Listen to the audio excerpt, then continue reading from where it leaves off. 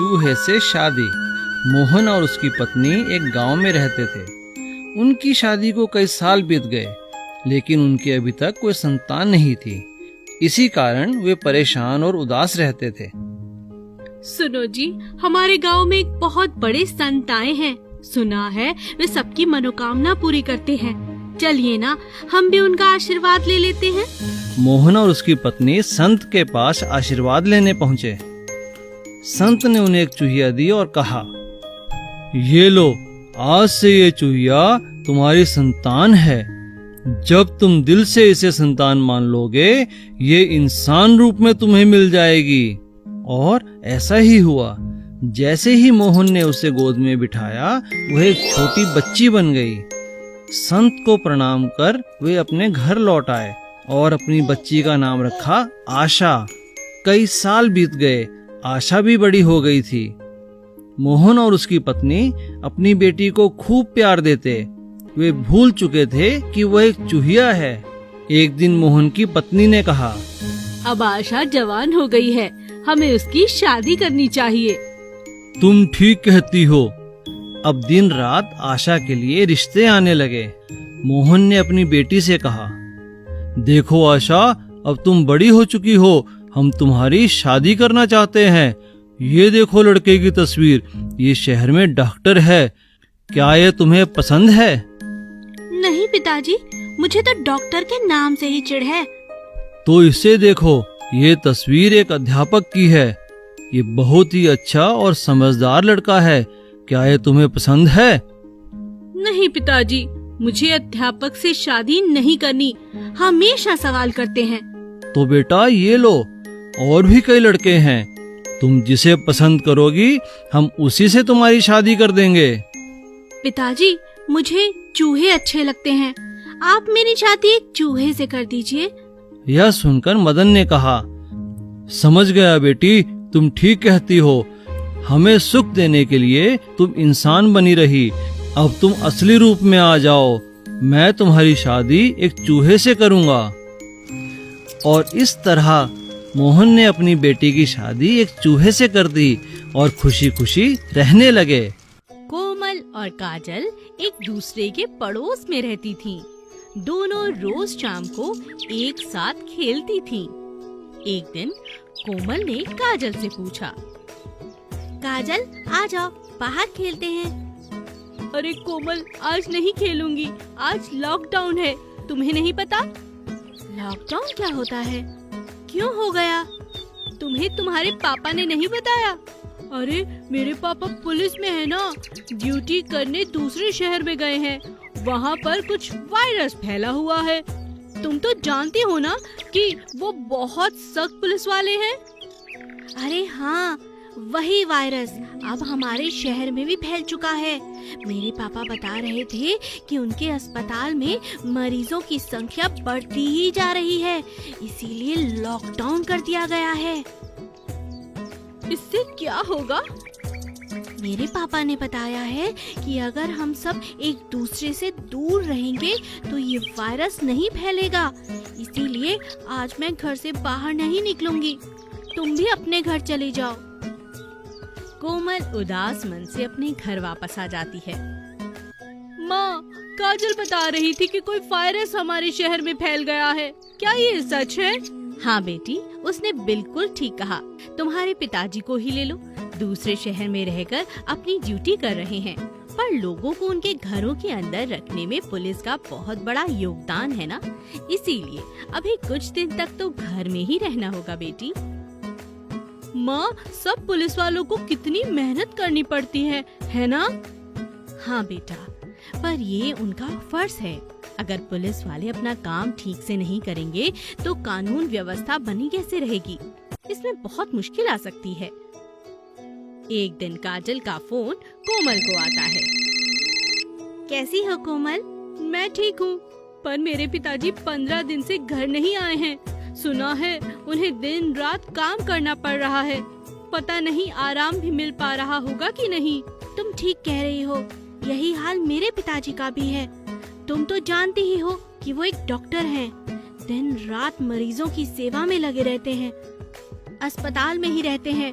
कभी कभी अपनी चेयर पर ही 1-2 घंटे सो जाते हैं। बस थोड़ी ही देर मिलती है उन्हें आराम करने के लिए। कभी कभी फोन पर बात कर लेते हैं। मगर इस तरह दिन रात काम करने से तो ये लोग भी बीमार पड़ जाएंगे ना काजल?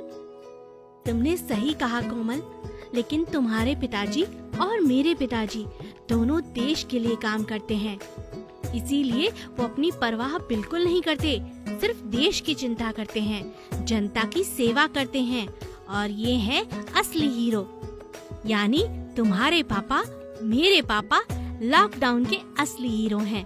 तो हमें उनके लिए दुआ करनी चाहिए, भगवान से उनकी लंबी उम्र और अच्छे स्वास्थ्य की कामना करनी चाहिए और सरकार के दिए निर्देशों का पालन करना चाहिए।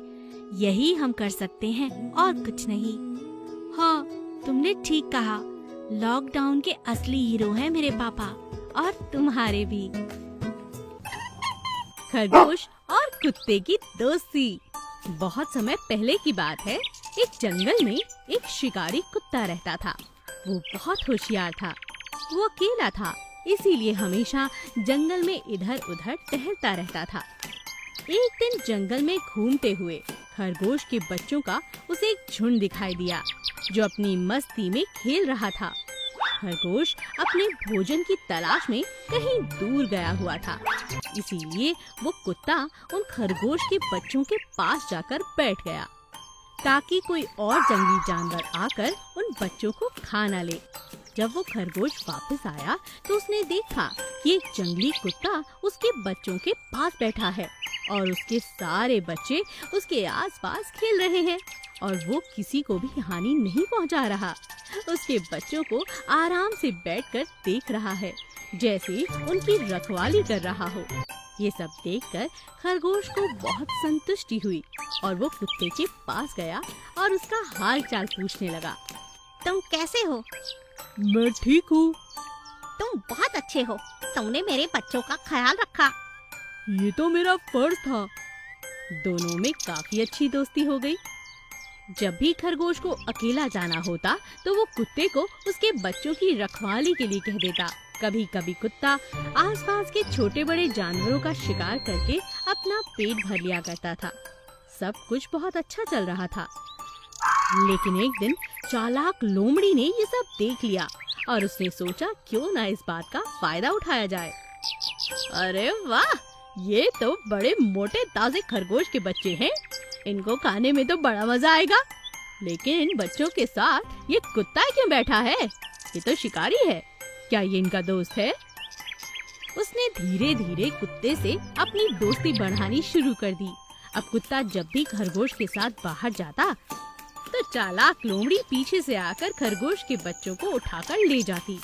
कई दिनों तक ऐसा ही चलता रहा, जिससे खरगोश के बच्चे कम होने लगे।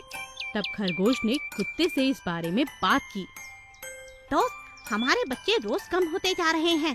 लगता है उन्हें कोई उठाकर ले जाता है, उनका शिकार करता है। ऐसा कैसे हो सकता है? मेरे होते हुए बच्चों के साथ ऐसा कौन कर सकता है? तुम फिक्र मत करो, कल से शिकार पर मैं नहीं जाऊंगा। मैं बच्चों का ख्याल रखूंगा। मैं भी देखता हूँ किसकी हिम्मत कि हमारे बच्चे उठा सके। कुत्ते ने बिल्कुल वैसा ही किया। अगले दिन वो शिकार पर ना जाकर खरगोश के घर के पीछे छुप गया।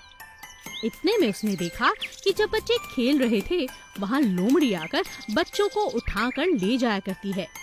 उसने ये सब देखा और उसी वक्त लोमड़ी को मार डाला। लोमड़ी, मैंने तुम्हें अपना दोस्त समझा और तुम इतनी धोखेबाज निकली। तुम्हें अब मैं नहीं छोड़ सकता। तुम्हें तो मरना होगा। इस तरह खरगोश के बाकी बच्चों की कुत्ते ने हिफाजत की और अपनी दोस्ती को साबित किया। रघु एक बड़े से जंगल के पास एक छोटे से गांव में रहता था। रोज सुबह वो जंगल के पास लकड़ियां तो कभी जड़ी बूटियां काट कर ले आता। जैसे तैसे अपना गुजारा करता। एक दिन रघु जंगल में घूम रहा था। अरे, यह इतना बड़ा पेड़ यहाँ कैसे गिर गया? यह तो चंदन का पेड़ है। कितनी खुशबू आ रही है इसमें से। लेकिन यह क्या? इसके नीचे तो एक सांप दबा हुआ है। चलो चलकर देखता हूँ। रघु ने उस पेड़ को हिलाने की बहुत कोशिश की ताकि उस सांप को नीचे से निकाल कर चला जाए, पर ऐसा नहीं कर पाया क्योंकि पेड़ बहुत ज्यादा भारी था। अरे यह पेड़ तो बहुत बड़ा है, क्यों ना इसके कुछ टुकड़े काट लेता हूँ, शायद हल्का हो जाए और फिर मैं इसको हटा पाऊँ। रघु ने उस पेड़ की कुछ टहनियों को काटकर अलग रखा और फिर दोबारा उसे हिलाने की कोशिश की। पेड़ हिल गया और सांप उसमें से बाहर निकल आया। बाहर निकलते ही सांप एक देवता में बदल गया। रघु, आज तुमने मेरी जान बचाई है, मैं तुमसे बहुत प्रसन्न हूँ। मैं जानता हूँ तुम बहुत गरीब हो, मैं तुम्हारी मदद करूँगा। इस जंगल में एक सोने का बंगला है, उस बंगले में जो भी चीज रखोगे वह सोने की हो जाएगी। आओ मेरे साथ, मैं तुम्हें वह बंगला दिखाता हूँ। रघु सांप के पीछे पीछे चल पड़ता है। अरे वाह, यह बंगला तो कितना बड़ा है और यह तो पूरा सोने का ही है। रघु, तुम अपने घर से कोई भी बर्तन लाकर इस घर में रखना, वह सोने का हो जाएगा। आपका बहुत बहुत शुक्रिया, पर तुम वादा करो इसी तरह निस्वार्थ भाव से दूसरों की मदद करते रहोगे। हाँ हाँ सांप देवता, मैं वादा करता हूँ, मैं हमेशा जरूरतमंदों की मदद करूँगा। अगले दिन रघु सुबह सुबह अपने घर से एक बड़ी सी परात लेकर आता है और उस जंगल के उस घर में रख देता है। कुछ ही देर में वो परात सोने की हो जाती है। अरे वाह, यह परात तो सोने की हो गई। अब मैं कल एक बड़ा बर्तन लेके आऊंगा और फिर उस सोने के बर्तन को लेकर जाऊंगा और उसे बेचकर पैसे कमाऊंगा। अब तो रघु रोज घर से कोई न कोई बर्तन ले आया करता, उसे जंगल वाले घर में रख दिया करता। बर्तन सोने का बन जाता और शाम को घर जाते समय उसे वो बाजार में बेच दिया करता। अब इस तरह से उसकी खूब कमाई होने लगी। कुछ ही दिनों में रघु बहुत अमीर हो गया, लेकिन उसने कभी दूसरों की मदद करने की आदत नहीं छोड़ी। यही उसकी आदत थी और यही उसकी सच्ची कमाई।